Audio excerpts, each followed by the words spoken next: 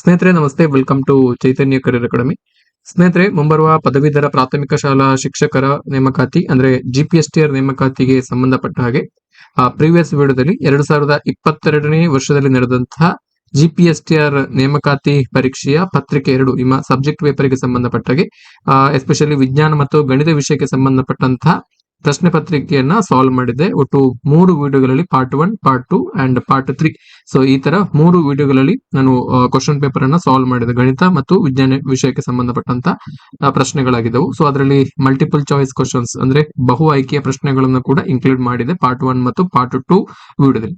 And part 3 ವಿಡಿಯೋದಲ್ಲಿ ನಾನು 2 ಅಂಕಗಳ ವಿವರಣಾತ್ಮಕ ಪ್ರಶ್ನೆಗಳನ್ನ ಸಾಲ್ವ್ ಮಾಡಿದೆ.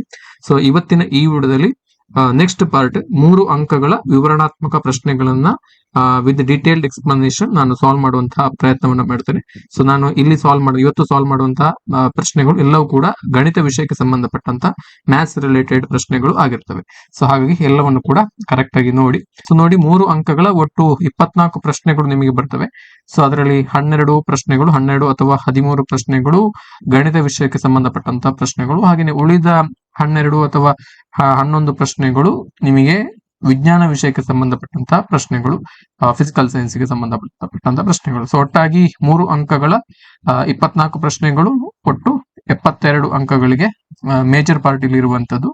ಸೊ ಆಲ್ಮೋಸ್ಟ್ 50%, 150ಗೆ ನಿಮ್ಮ ಪೇಪರ್ ಆಗಿದ್ರೆ 72 ಮಾರ್ಕ್ಸ್ ನಿಮಗೆ 3 ಮಾರ್ಕ್ಸ್ ಕ್ವಶನ್ ಇರ್ತದೆ. 58ರವರೆಗಿನ ಪ್ರಶ್ನೆಗಳು 2 ಅಂಕಗಳ ಪ್ರಶ್ನೆಗಳಾಗಿದ್ದವು.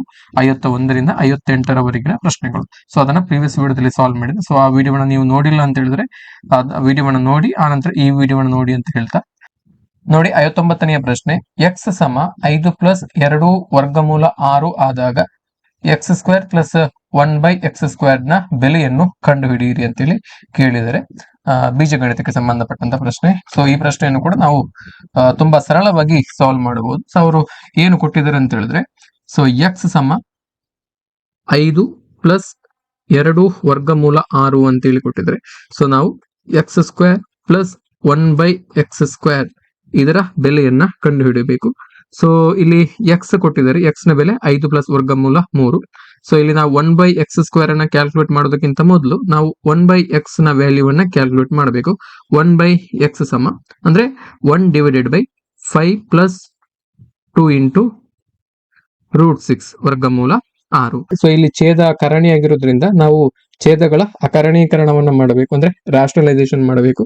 ಸೊ ಹಾಗಾಗಿ ನಾವೇನ್ ಮಾಡ್ತೇವೆ ಅಂತ ಹೇಳಿದ್ರೆ, ಸೊ ಈ ಛೇದದಲ್ಲಿರುವಂತಹ 5 ಪ್ಲಸ್ 2 ವರ್ಗಮೂಲ 6, ಸೊ ಇದರ ಅಕರಣೀಕಾರಕದಿಂದ ನಾವು ಅಂಶ ಮತ್ತು ಛೇದ ಎರಡಕ್ಕೂ ಕೂಡ ಗುಣಿಸ್ತೇವೆ. ಅಂದ್ರೆ ಆಗ ಏನಾಯ್ತು ಅಂತ ಹೇಳಿದ್ರೆ, ಇದರ 5 ಪ್ಲಸ್ 2 ವರ್ಗಮೂಲ 6 ಇದರ ಅಕರಣೀಕಾರಕ. ಸೊ ಇಲ್ಲಿ ಜಸ್ಟ್ ನೀವು ಸೈನ್ ಅನ್ನು ಚೇಂಜ್ ಮಾಡಿದ್ರೆ ಆಯ್ತು. ಮೈನಸ್, ಇಲ್ಲಿ ಪ್ಲಸ್ ಇದ್ರೆ ಮೈನಸ್, ಮೈನಸ್ ಇದ್ರೆ ಪ್ಲಸ್. ಸೊ ಆಗೇನಾಯ್ತು ಅಂತ ಹೇಳಿದ್ರೆ 5 ಮೈನಸ್ 2 ಇಂಟು ವರ್ಗಮೂಲ 6. ಸೊ ಛೇದಕ ಕೂಡ ಇದೇ ಅಕರಣೀಕಾರಕದಿಂದ ಗುಣಿಸುವಂಥದ್ದು. 5 ಮೈನಸ್ 2 ವರ್ಗಮೂಲ 6.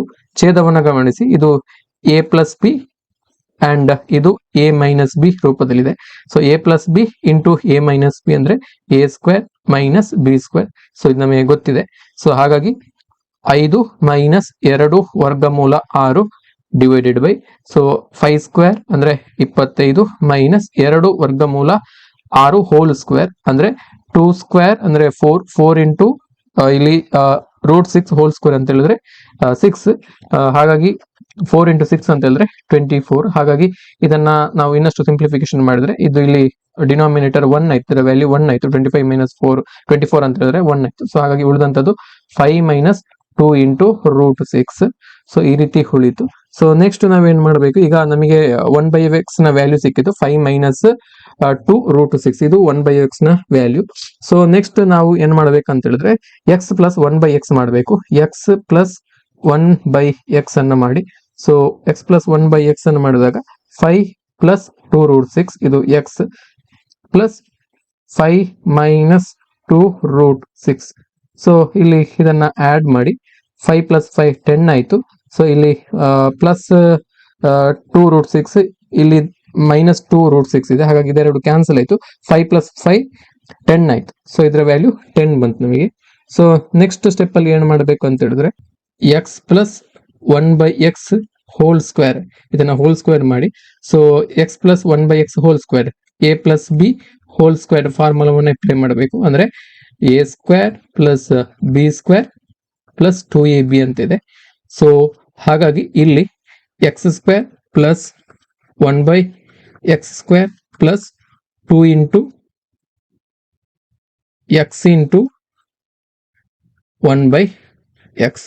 ಸೊ ಇಲ್ಲಿ ಈ ಎಕ್ಸ್ಗೆ ಈ ಎಕ್ಸ್ ಕ್ಯಾನ್ಸಲ್ ಆಯಿತು. ಹಾಗಾಗಿ ನಮಗೆ ಉಳಿದಂಥದ್ದು X square plus 1/x square plus 2 ಅಂತೇಳಿ ಉಳಿತು. ಇದು X plus 1/x whole square ನ ಬೆಲೆ. X plus 1/x whole square ಇದರ ಬೆಲೆ X square plus 1/x square plus 2 ಅಂತ ಇದೆ. ಸೊ ಇಲ್ಲಿ ಎಕ್ಸ್ ಪ್ಲಸ್ 1/x ನ ಬೆಲೆ ನಮಗೆ ಪ್ರೀವಿಯಸ್ ಸ್ಟೆಪ್ ಅಲ್ಲಿ ಸಿಕ್ಕಿದೆ. ಎಕ್ಸ್ ಪ್ಲಸ್ 1/x ನ ಬೆಲೆ 10, ಎಕ್ಸ್ ಪ್ಲಸ್ 1/x ಇದರ ಬೆಲೆ 10. ಹಾಗಾಗಿ ಇಲ್ಲಿ ಆ ವ್ಯಾಲ್ಯೂವನ್ನ ಸಬ್ಸ್ಟಿಟ್ಯೂಟ್ ಮಾಡಬೇಕು. ಎಕ್ಸ್ ಪ್ಲಸ್ 1/x ನ ವ್ಯಾಲ್ಯೂ 10 ಹೋಲ್ ಸ್ಕ್ವೇರ್, ಇಲ್ಲಿ ಹೋಲ್ ಸ್ಕ್ವೇರ್ ಇದೆ, equal to x square plus 1/x square plus 2 ಅಂತ. ಸೊ ಇಲ್ಲಿ 10 ಸ್ಕ್ವೇರ್ ಅಂತ ಹೇಳಿದ್ರೆ 100 ಸಮ X square plus 1/x square plus 2. ನಮಗೆ ಕೇಳಿರುವಂತದ್ದು ಪ್ರಾಬ್ಲಮ್ ಅಲ್ಲಿ ಕೇಳಿರುವಂತದ್ದು X square plus 1/x square ನ ಬೆಲೆಯನ್ನ ಕಂಡುಹಿಡಿಯಿರಿ. ಅಂದ್ರೆ ಈ ವ್ಯಾಲ್ಯೂವನ್ನ ಕಂಡುಹಿಡಬೇಕು, ನಾವು ಈ ವ್ಯಾಲ್ಯೂವನ್ನ ಕಂಡುಹಿಡಬೇಕು. ಸೊ ಹಾಗಾಗಿ ಏನಾಗ್ತದೆ ಅಂತ ಹೇಳಿದ್ರೆ, so x square plus 1/x square equal to 100 minus 2, 100 minus 2 ಅಂದ್ರೆ 98. ಹಾಗಾಗಿ ಈ ಪ್ರಶ್ನೆಗೆ ಸರಿಯಾದಂತ ಉತ್ತರ X square plus 1/x square ನ ಬೆಲೆ 98. ಮುಂದಿನ ಪ್ರಶ್ನೆ ನೋಡಿ, ಈ ಕೆಳಗಿನ ಆದರ್ಶ ವಿತರಣಾ ಪಟ್ಟಿಗೆ ಸರಾಸರಿಯನ್ನ ಕಂಡುಹಿಡಿಯಿರಿ. ಇದು ಸಂಖ್ಯಾಶಾಸ್ತ್ರ ಅಥವಾ ಸ್ಟ್ಯಾಟಿಸ್ಟಿಕ್ಸ್ ಗೆ ಸಂಬಂಧಪಟ್ಟಾಗೆ ಕೇಳಿರುವಂತಹ ಪ್ರಶ್ನೆ. ಇಲ್ಲಿ ಒಂದು ಟೇಬಲ್ ಅನ್ನ ಕೊಟ್ಟಿದ್ದಾರೆ, ಇಲ್ಲಿ ವರ್ಗಾಂತರ ಮತ್ತು ಆವೃತ್ತಿಗಳನ್ನ ಕೊಟ್ಟಿದ್ದಾರೆ. ಸೊ ಈ ಆದರ್ಶ ವಿತರಣಾ ಪಟ್ಟಿಗೆ ನಾವು ಸರಾಸರಿ ಅಂದ್ರೆ ಮೀನ್ ಅನ್ನ ಕಂಡುಹಿಡಬೇಕು, ಮೀನ್. ಸೊ ನಾವೇನ್ ಮಾಡ್ಬೇಕಂತ ಹೇಳಿದ್ರೆ, ಸೊ ಇಲ್ಲಿ ಕೊಟ್ಟಂತಹ ವರ್ಗಾಂತರ ಅಂಡ್ ಫ್ರೀಕ್ವೆನ್ಸಿ, ಇದು ಎಕ್ಸ್ ಅಂತ ಹೇಳಿದ್ರೆ ಮಧ್ಯಾಂಕ, ಹಾಗೇನೆ F into X frequency into ಮಧ್ಯಾಂಕ. ಸೊ ಇಷ್ಟು ಈ ಟೇಬಲ್ ಅನ್ನ ನೆಕ್ಸ್ಟ್ ನಾವು ಮಾಡ್ಕೊಳ್ಬೇಕು. ಸೊ ಇಲ್ಲಿ ವರ್ಗಾಂತರಗಳನ್ನ ಬರ್ಕೊಳ್ಳಿ. 5 ರಿಂದ 15, ಹಾಗೇನೆ 15 ರಿಂದ 25, ಹಾಗೇನೆ 25 ರಿಂದ 35, 35 ರಿಂದ 45, 45 ರಿಂದ 55. ಇದು ವರ್ಗಾಂತರಗಳು. ಹಾಗೇನೆ ಇದಕ್ಕೆ ಸಂಬಂಧಪಟ್ಟಂತಹ ಫ್ರೀಕ್ವೆನ್ಸಿ 3, 5, 7, 3, 2 ಈ ತರ. ಸೊ ಈಗ ನಾವೇನ್ ಮಾಡಬೇಕು, ಇಲ್ಲಿ 5 ಮತ್ತು 15 ಇದರ ಮಧ್ಯಾಂಕವನ್ನ ಕಂಡುಹಿಡಬೇಕು. 5 ಮತ್ತು 15ರ ಮಧ್ಯಾಂಕ. ಸೊ ನಿಮಗೆ ಬೇಕಿದ್ರೆ ಇದನ್ನ ಕಂಡುಹಿಡಬೇಕಿದ್ರೆ 5 ಪ್ಲಸ್ 15 ಮಾಡಿ. ಸೊ ಆಗ ಎಷ್ಟು ಬಂತು, 20. 20 ಡಿವೈಡೆಡ್ ಬೈ 2 ಮಾಡಿ. ಸೊ ಆಗ ನಮಗೆ ಮಧ್ಯಾಂಕ ಸಿಗ್ತದೆ. ಸೊ ಇದರ ಮಧ್ಯಾಂಕ 10. ಸೊ ಹಾಗೇನೆ 15 ಮತ್ತು 25ರ ಮಧ್ಯಾಂಕ 20.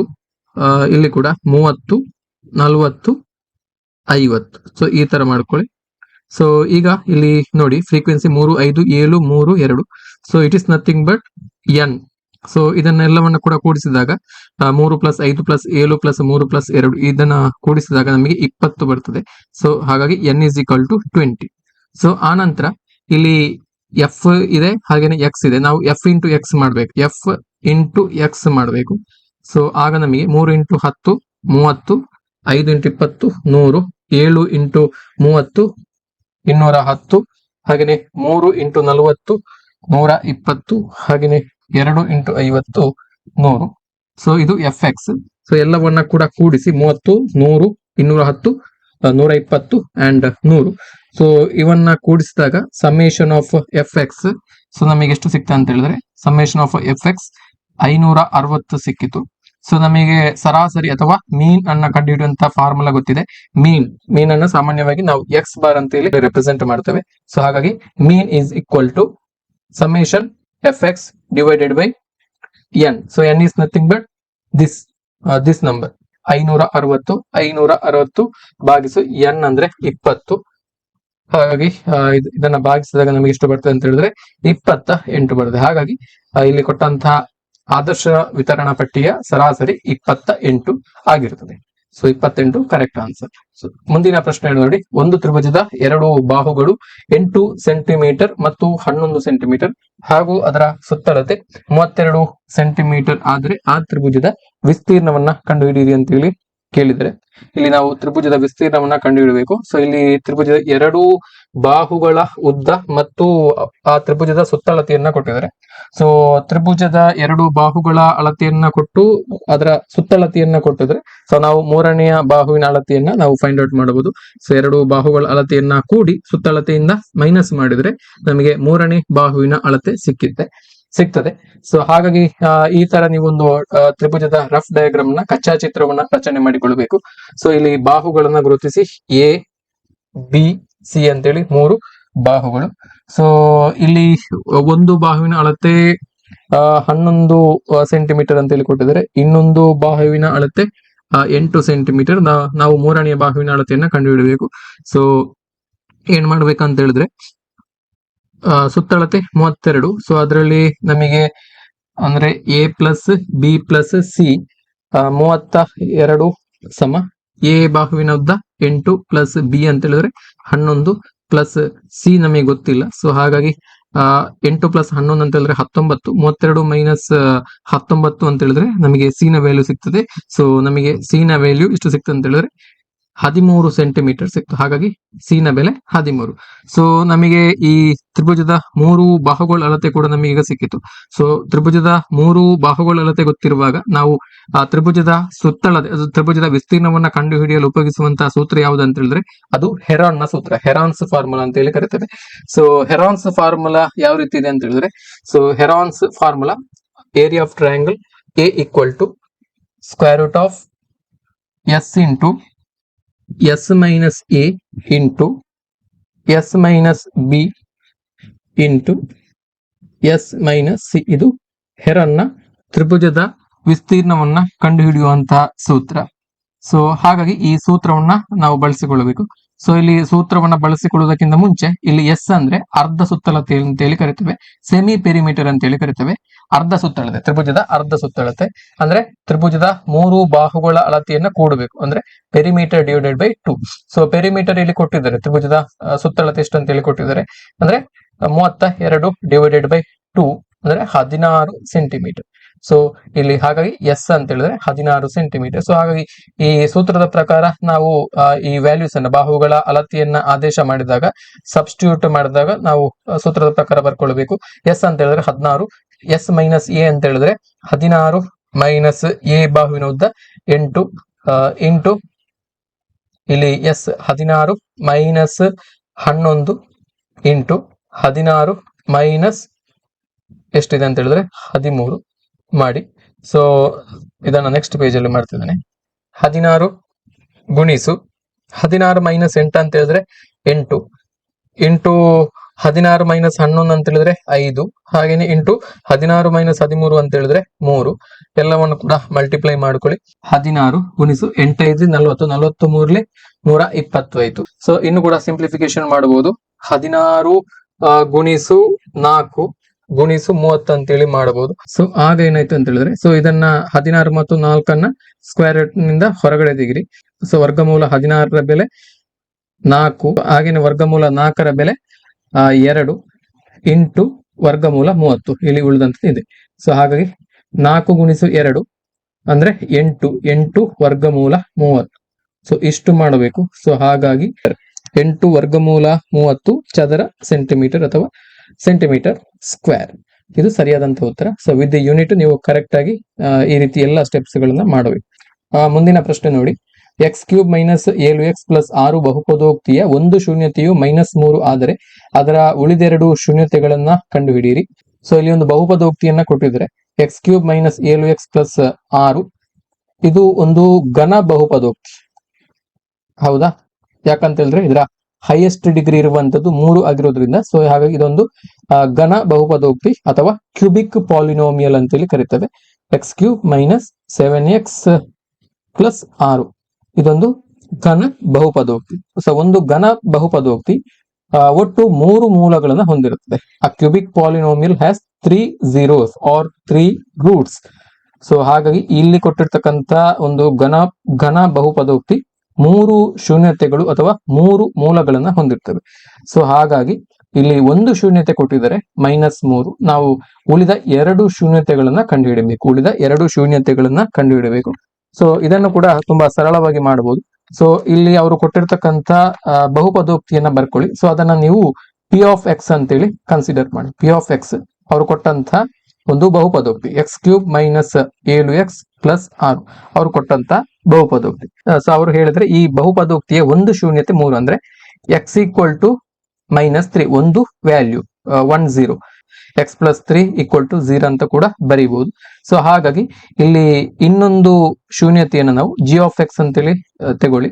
g ಆಫ್ x = x + 3 ಅಂತೇಳಿ. ಸೊ ಉಳಿದೆರಡು ಶೂನ್ಯತೆಯನ್ನು ನಾವು ಕಂಡುಹಿಡಬೇಕು. ಒಂದು ಶೂನ್ಯತೆಯನ್ನು ಕೊಟ್ಟಿದ್ದಾರೆ, ಉಳಿದೆರಡು ಶೂನ್ಯತೆಯನ್ನು ನಾವು ಕಂಡುಹಿಡಬೇಕು. ಸೊ ನಾವು ಏನ್ ಮಾಡಬೇಕು ಅಂತ ಹೇಳಿದ್ರೆ, ಇಲ್ಲಿ ಕೊಟ್ಟಂತ ಒಂದು ಬಹುಪದೋಕ್ತಿ ಏನಿದೆ x³ - 7x + 6. ಸೊ ಈ ಬಹುಪದೋಕ್ತಿಯನ್ನ ಸೊ ಅದರ ಶೂನ್ಯತೆಯಿಂದ ಕೊಟ್ಟಂತ ಶೂನ್ಯತೆ ಅಂದ್ರೆ g ಆಫ್ x ಅಂತೇಳಿ ನಾವು ಇಲ್ಲಿ ತಗೊಂಡಿದ್ದೇವೆ. ಸೊ ಇದರಿಂದ ಭಾಗಿಸಬೇಕು. We have to divide p of x by g of x. So ಬಹುಪದೋಕ್ತಿಗಳನ್ನ ಭಾಗಾಕಾರ ಮಾಡುವಂಥದ್ದು. ಸೊ ಇದು ನಿಮ್ಮ 9ನೇ ತರಗತಿಯ ಪಠ್ಯ ಪುಸ್ತಕದಲ್ಲಿ ಇದೆ. ಇದನ್ನ ನೋಡ್ಕೊಳ್ಳಿ. x³ ಆದ್ರೆ ಡೈರೆಕ್ಟ್ ಆಗಿ -7x ಇದೆ. ಸೊ ಹಾಗಾಗಿ ನಾವು 0x² ಅಂತೇಳಿ ನಾವು ಬರ್ಕೊಳ್ಬೇಕು. ಅಂದ್ರೆ ಘಾತಾಂಕಗಳನ್ನ ಇಳಿಕೆ ಕ್ರಮದಲ್ಲಿ ಬರ್ಕೊಳ್ತಾ ಹೋಗ್ಬೇಕು. -7x + 6. ಸೊ ಈ ತರ ಬಹುಪದೋಕ್ತಿಯನ್ನ ಬರ್ಕೊಳ್ಳಿ. ಸೊ ಆಗ ಏನಾಯ್ತು ಅಂತ ಹೇಳಿದ್ರೆ, ಸೊ ನಾವು ಯಾವ್ದ್ರಿಂದ ಭಾಗಿಸ್ಬೇಕು? x + 3 ಇದರಿಂದ ಭಾಗಿಸ್ಬೇಕು. ಸೊ ನಮಗೆ ಫಸ್ಟ್ ಟರ್ಮ್ ಮಲ್ಟಿಪ್ಲಿಕೇಶನ್ ಮಾಡುವಾಗ ನಾವು ಇದು ಎಲಿಮಿನೇಟ್ ಆಗ್ಬೇಕು, ಅಂದ್ರೆ 0 ಬರಬೇಕು. ಸೊ ಹಾಗಾಗಿ ನಾವು x × x² ಇಂದ ಮಲ್ಟಿಪ್ಲೈ ಮಾಡಬೇಕು. ಅಂದ್ರೆ x × x² ಅಂದ್ರೆ x³. ಹಾಗೇನೆ 3 × x² ಮಾಡಿ. 3 × x² ಮಾಡಿದಾಗ 3x². ಸೊ ನೆಕ್ಸ್ಟ್ ಸ್ಟೆಪ್ ಅಲ್ಲಿ ನೀವು ಸೈನ್ ಅನ್ನು ಚೇಂಜ್ ಮಾಡಬೇಕು. ಇಲ್ಲಿ x³ ಮೈನಸ್ ಆಯ್ತು. x³ - x³ ಅಂದ್ರೆ 0. ಸೊ ನೆಕ್ಸ್ಟ್ 0 ಮೈನಸ್ ಇಲ್ಲಿ ಪ್ಲಸ್ ಇದು ಮೈನಸ್ ಆಯ್ತು. -3x² ಮೈನಸ್ ಇಲ್ಲಿರುವಂತದ್ದು 7x ಅಲ್ವಾ? 7x. ಸೊ ಹಾಗಾಗಿ ನೆಕ್ಸ್ಟ್ ನೋಡಿ, ಇಲ್ಲಿ -3 ಇಂದ ಮಲ್ಟಿಪ್ಲೈ ಮಾಡಬೇಕು. -3x ಇಂದ ಮಲ್ಟಿಪ್ಲೈ ಮಾಡಬೇಕು. ಹಾಗಾಗಿ ಸೊ ಆಗ ಏನಾಯ್ತು ಅಂತ ಹೇಳಿದ್ರೆ x × -3x -3x² ಮೈನಸ್ 3 ಗುಣಿಸು -3 ಅಂದ್ರೆ -9x. ಸೊ ಆಗ ಇಲ್ಲಿ ಇದಕ್ಕೆ 0 ಆಯ್ತು, ಇದು ಕ್ಯಾನ್ಸಲ್ ಆಯ್ತು. -3x² ಇದು ಪ್ಲಸ್ ಆಗ್ತದೆ. +3x² ಅಂತ ಹೇಳಿದ್ರೆ 0 ಆಯ್ತು. ಸೊ ಇದು ಪ್ಲಸ್ ಆಗ್ತದೆ. 9 - 7 ಅಂತ ಹೇಳಿದ್ರೆ 2x + 6 ಅಲ್ವಾ? ಹಾಗಾಗಿ ನೀವು ಇಲ್ಲಿ ನೆಕ್ಸ್ಟ್ ಟರ್ಮ್ ಅಲ್ಲಿ ಏನ್ ಮಾಡ್ಬೇಕಂತ ಹೇಳಿದ್ರೆ +2 ನಿಂದ ಮಲ್ಟಿಪ್ಲೈ ಮಾಡಬೇಕು. 2 ಗುಣಿಸು x ಅಂತ ಹೇಳಿದ್ರೆ 2x ಪ್ಲಸ್ 3 2 6. ಸೊ ಎಲ್ಲ ಟರ್ಮ್ 0 ಆಯ್ತು. ಸೊ ಶೇಷ 0. ನಮಗೆ ಭಾಗಲಬ್ಧದಲ್ಲಿ ಸಿಕ್ಕಿರುವಂತದ್ದು x² - 3x + 2. ಸೊ ಇದು ಭಾಗಲಬ್ಧದಲ್ಲಿ ಸಿಕ್ಕಿತ್ತು ನಮಗೆ.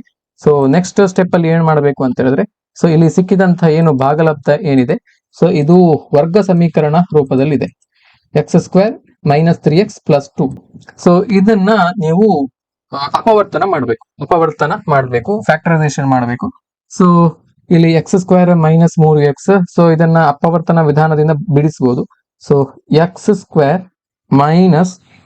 2x ಅಂದ್ರೆ x² × 2x² ಬರಬೇಕು ಮಲ್ಟಿಪ್ಲಿಕೇಶನ್ ಮಾಡುವಾಗ.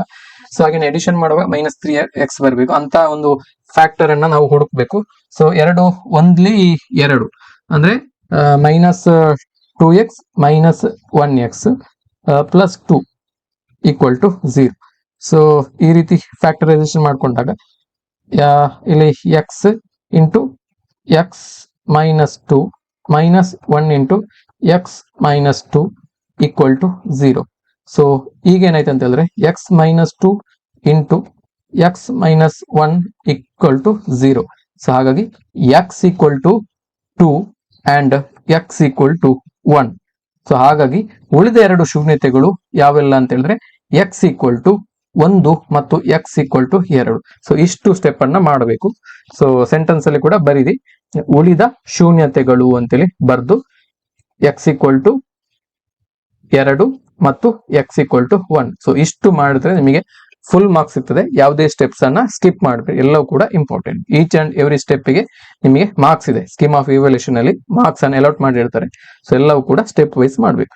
ಸೊ ಮುಂದಿನ ಪ್ರಶ್ನೆ ನೋಡಿ, ಒಂದು ಆಯತಾಕಾರದ ಮೈದಾನದಲ್ಲಿ ಕರ್ಣದ ಉದ್ದವು ಅದರ ಚಿಕ್ಕ ಬಾಹುವಿನ ಉದ್ದಕ್ಕಿಂತ 60 ಮೀಟರ್ ಹೆಚ್ಚಾಗಿದೆ ಹಾಗೂ ಅದರ ದೊಡ್ಡ ಬಾಹುವಿನ ಉದ್ದವು ಚಿಕ್ಕ ಬಾಹುವಿನ ಉದ್ದಕ್ಕಿಂತ 30 ಮೀಟರ್ ಹೆಚ್ಚಾಗಿದೆ. ಹಾಗಾದ್ರೆ ಆ ಮೈದಾನದ ವಿಸ್ತೀರ್ಣವನ್ನ ಕಂಡುಹಿಡಿಯಿರಿ ಅಂತೇಳಿ ಕೇಳಿದರೆ, ಸೊ ಇದು ಕೂಡ ತುಂಬಾ ಸರಳವಾಗಿ ನಾವು ಮಾಡಬಹುದಾದಂತ ಒಂದು ಪ್ರಾಬ್ಲಮ್ ಇದೆ. ಸೊ ಇಲ್ಲಿ ಹೇಳಿದರೆ, ಒಂದು ಆಯತಾಕಾರದ ಮೈದಾನದಲ್ಲಿ ಕರ್ಣದ ಉದ್ದವು ಅದರ ಚಿಕ್ಕ ಬಾಹುವಿನ ಉದ್ದಕ್ಕಿಂತ 60 ಮೀಟರ್ ಹೆಚ್ಚಾಗಿದೆ.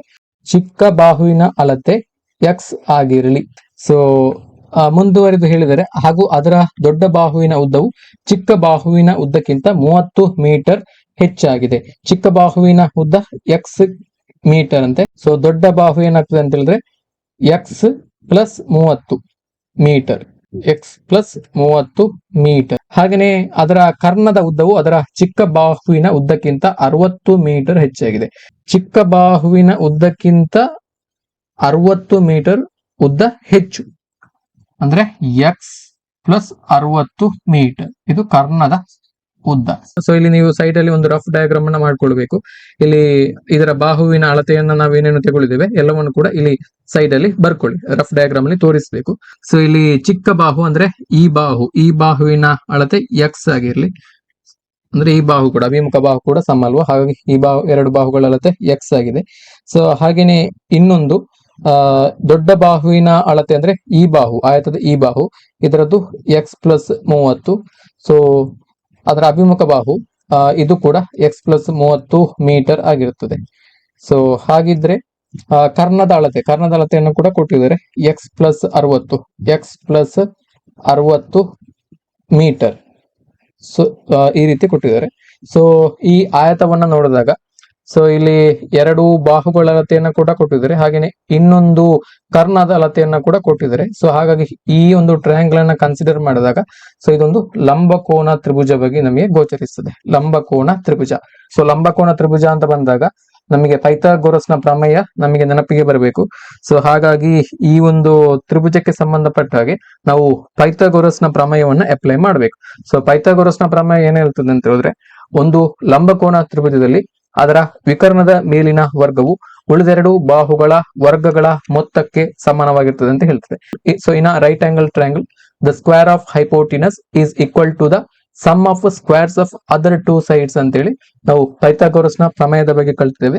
ಸೊ ಹಾಗಾಗಿ ಏನಾಗ್ತದೆ ಅಂತ ಹೇಳಿದ್ರೆ, so applying Pythagoras theorem, so what happens is, so apply Pythagoras theorems to this right angle triangle. So therefore x square ಈ ಬಾಹು ಪ್ಲಸ್ ಈ ಬಾಹುವಿನ ಅಳತೆ x square plus x plus 30 whole square is equal to X plus 60 whole square. So ಈ ರೀತಿ ಮಾಡ್ಕೊಳ್ಬೇಕು. So ಏನಾಯ್ತು ಅಂತ ಹೇಳಿದ್ರೆ, x square plus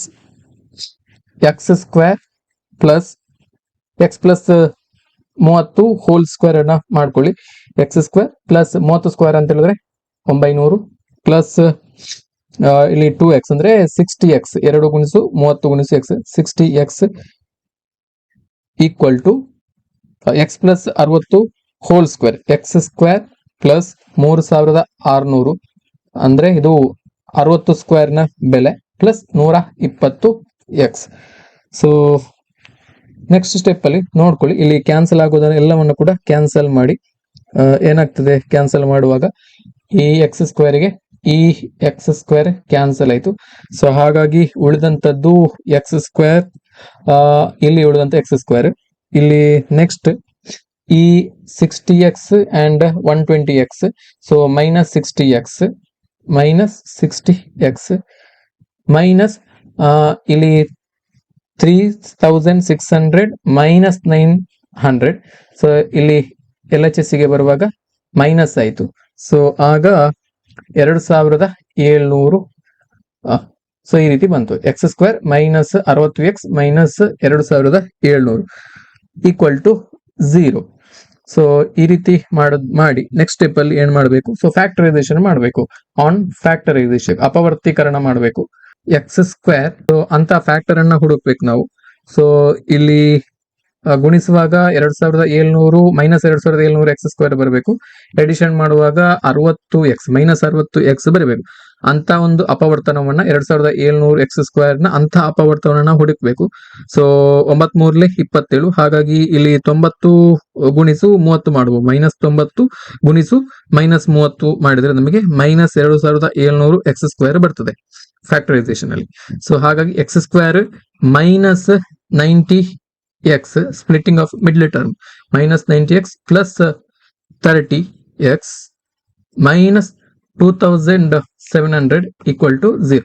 So x minus 90 plus 30 into x minus 90 equal to 0.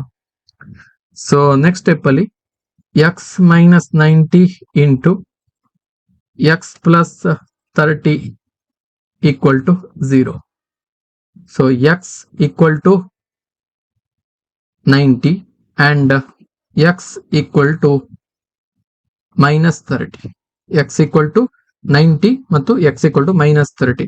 So ಇಲ್ಲಿ ನಾವು ಸಾಲ್ವ್ ಮಾಡ್ತಿರುವಂತದ್ದು ಒಂದು ಆಯತಕ್ಕೆ ಸಂಬಂಧಪಟ್ಟಂತಹ. ಸೊ ಹಾಗಾಗಿ ಆಯತದ ಬಾಹುವಿನ ಅಳತೆ ಯಾವಾಗಲೂ ಧನಾತ್ಮಕವಾಗಿರುತ್ತದೆ, ಪಾಸಿಟಿವ್ ಆಗಿರುತ್ತದೆ. ಸೊ ಹಾಗಾಗಿ ನಾವಿಲ್ಲಿ ನೆಗೆಟಿವ್ ವ್ಯಾಲ್ಯೂ ಅನ್ನ ತೆಗೆದುಕೊಳ್ಳುವ ಹಾಗಿಲ್ಲ. Take only positive value. ಹಾಗಾಗಿ x ಈಕ್ವಲ್ ಟು 90 ಅಂತೇಳಿ ಕನ್ಸಿಡರ್ ಮಾಡಬೇಕು. x ಈಕ್ವಲ್ ಟು 90 ಅಂತೇಳಿ ಕನ್ಸಿಡರ್ ಮಾಡಬೇಕು. ಚಿಕ್ಕ ಬಾಹು x ಅಂತೇಳಿ ತಗೊಂಡಿದ್ದೇವೆ. x ನ ಬೆಲೆ 90. ಸೊ ಹಾಗೆಯೇ ದೊಡ್ಡ ಬಾಹುವಿನ ಅಳತೆ x ಪ್ಲಸ್ 30 ಮೀಟರ್. ದೊಡ್ಡ ಬಾಹುವಿನ ಅಳತೆ x ಪ್ಲಸ್ 30 ಮೀಟರ್ ಅಂದ್ರೆ 90 ಪ್ಲಸ್ 30 ಅಂದ್ರೆ 120 ಮೀಟರ್. ಸೊ ಇದು ಆಯತದ ಉದ್ದ ಮತ್ತು ಅಗಲ. ಆಯತದ ವಿಸ್ತೀರ್ಣ A ಸಮ ಉದ್ದ ಗುಣಿಸು ಅಗಲ. ಸೊ ನಮಗೆ ಉದ್ದ ಸಿಕ್ತು, ಹಾಗೇನೆ ಅಗಲ ಕೂಡ ಸಿಕ್ಕಿತು. ಸೊ ನಾವೇನ್ ಮಾಡ್ತೇವೆ, ಮಲ್ಟಿಪ್ಲಿಕೇಶನ್ ಮಾಡ್ತೇವೆ. ಉದ್ದ 120 ಗುಣಿಸು ಅಗಲ 90. ಸೊ ಮಲ್ಟಿಪ್ಲಿಕೇಶನ್ ಮಾಡಿದಾಗ 120 ಇಂಟು 90 ಮಾಡಿದ್ರೆ ನಮಗೆ 12 9 108, ಹಾಗಾಗಿ 10,800 ಚದರ ಮೀಟರ್ ಸ್ಕ್ವೇರ್ ಮೀಟರ್. ಮುಂದಿನ ಪ್ರಶ್ನೆಯನ್ನು ನೋಡಿ. -2,5 ಮತ್ತು -2,9 ಬಿಂದುಗಳಿಂದ ಸಮಾನ ದೂರದಲ್ಲಿರುವಂತಹ x ಅಕ್ಷದ ಮೇಲಿನ ಬಿಂದುವಿನ ನಿರ್ದೇಶಾಂಕಗಳನ್ನ ಕಂಡುಹಿಡಿಯಿರಿ. ಇದು ನಿರ್ದೇಶಾಂಕ ರೇಖಾಗಣಿತಕ್ಕೆ ಸಂಬಂಧಪಟ್ಟ ಹಾಗೆ ಕೇಳಿರುವಂತಹ ಪ್ರಶ್ನೆ. ಸೊ ಈ ಪ್ರಶ್ನೆಯನ್ನು ಕೂಡ ತುಂಬಾ ಸುಲಭವಾಗಿ ಸಾಲ್ವ್ ಮಾಡಬಹುದು. ಸೊ x ಅಕ್ಷದ ಮೇಲಿನ ಯಾವುದೇ ಬಿಂದುವಿನ ನಿರ್ದೇಶಾಂಕಗಳು ಪಾಯಿಂಟ್ P x,0 ಇದರ ನಿರ್ದೇಶಾಂಕಗಳು ಆಗಿರ್ತದೆ. ಈ ರೂಪದಲ್ಲಿ ಇರ್ತವೆ. ಸೊ ಇಲ್ಲಿ ಕೊಟ್ಟಂತಹ ಬಿಂದುಗಳು ನೋಡಿ. ಸೊ ಇಲ್ಲಿ ಕೊಟ್ಟಿರ್ತಕ್ಕಂಥ ಒಂದು ಬಿಂದು 2,-5. ಸೊ ಇದನ್ನ ಎ ಬಿಂದು ಅಂತೇಳಿ ಕನ್ಸಿಡರ್ ಮಾಡಿ. ಹಾಗೆ ಇನ್ನೊಂದು ಬಿಂದು -2,9 ಇದನ್ನ ಬಿ ಬಿಂದು ಅಂತೇಳಿ ಕನ್ಸಿಡರ್ ಮಾಡಿ. ಅಕ್ಷದಿಂದ ಸಮಾನ ದೂರದಲ್ಲಿದೆ ಅಂತೇಳಿ ಹೇಳಿದರೆ, ಅಂದ್ರೆ ಈ ಪಾಯಿಂಟ್ ಪಿ ಇಂದ ಎಗೆ ಹಾಗೆ ಪಾಯಿಂಟ್ ಪಿ ಇಂದ ಬಿ ಗೆ ಇರುವಂತಹ ಡಿಸ್ಟೆನ್ಸ್ ಎರಡು ಕೂಡ ಸೇಮ್ ಇದೆ ಅಂತ ಹೇಳಿದ್ರೆ, ಅಂದ್ರೆ ಪಿ ಎ ಸಮ ಪಿ ಬಿ ಅಂತ ಇತ್ತು. ಪಿ ಎ ಸಮ ಪಿ ಬಿ. ಸೊ ಇದನ್ನ ಸ್ಕ್ವೇರ್ ಮಾಡಿ ಕೂಡ ಬರಿಬಹುದು. ಇದೇ ಬರ್ಬೇಕು ನಮಗೆ. P A square equal to P B square. So ಈ ರೀತಿ ಕೂಡ ಬರಿಬಹುದು. Distance formula square root of x2 minus x1 whole square plus y2 minus y1 whole square. ಇದು ದೂರವನ್ನ ಕಂಡುಹಿಡಿದ ದೂರ ಸೂತ್ರ, ಡಿಸ್ಟೆನ್ಸ್ ಫಾರ್ಮುಲಾ. ಸೊ ಹಾಗಾಗಿ ಇಲ್ಲಿ ನಾವು ಏನ್ ಮಾಡಬೇಕು, ಇದನ್ನ ನಾವು ಸಿಂಪ್ಲಿಫೈ ಮಾಡೋದಕ್ಕೋಸ್ಕರ, ಇದನ್ನ ಈ ಸ್ಕ್ವೇರ್ ರೂಟ್ ಅನ್ನ ರಿಮೂವ್ ಮಾಡೋದಕ್ಕೋಸ್ಕರ ಇಲ್ಲಿ p A square equal to P B square ಅಂತ ಹೇಳಿ ತಗೊಂಡಿದ್ದೇವೆ ಅಷ್ಟೇ. ಇದೇ ಡಿಸ್ಟೆನ್ಸ್ ಫಾರ್ಮುಲಾವನ್ನು ಯೂಸ್ ಮಾಡಬೇಕು. ಸೊ ಡಿಸ್ಟೆನ್ಸ್ ಫಾರ್ಮುಲಾವನ್ನ ಅಪ್ಲೈ ಮಾಡಿ, ಸೊ ಈ ಬಿಂದುವಿನ ನಿರ್ದೇಶಾಂಕಗಳಿಗೆ ಸಂಬಂಧಪಟ್ಟ ಹಾಗೆ ನಾವು ಇದು ಮಾಡ್ತಾ ಹೋಗ್ಬೇಕು. ಇಲ್ಲಿ x-2 ಹೋಲ್ ಸ್ಕ್ವೇರ್ ಅಂದ್ರೆ ಇದೆ x-2 whole square, x2 minus x1 whole square plus y2 minus y1 whole square 0 ಅಂದ್ರೆ ಇಲ್ಲಿ ಕೊಟ್ಟಿರುವಂತದ್ದು 0 ಮೈನಸ್ ಇಲ್ಲಿ -5 whole square equal to x ಅಂದ್ರೆ ಇದುವೇ p ಸಮಾನ ದೂರದಲ್ಲಿ -2 whole square plus 0 minus 9 whole square. So x minus 2 whole square. So ಇದನ್ನ simplification ಮಾಡ್ಕೊಳ್ಳಿ. A minus b whole square formula. A minus b whole square equal to a square plus B square minus 2ab. So ಹಾಗಾಗಿ X square plus 4 minus 4x plus 0 minus of minus 25. ಹಾಗಾಗಿ ಇದು plus 5 ಆಯ್ತು. Plus 5 whole square ಅಂತ ಹೇಳಿದ್ರೆ 25 equal to X plus 2 whole square ಗೆ ನಾವು A plus B whole square ಸಮ A square plus B square plus 2ab ಫಾರ್ಮುಲಾವನ್ನ use ಮಾಡಬೇಕು.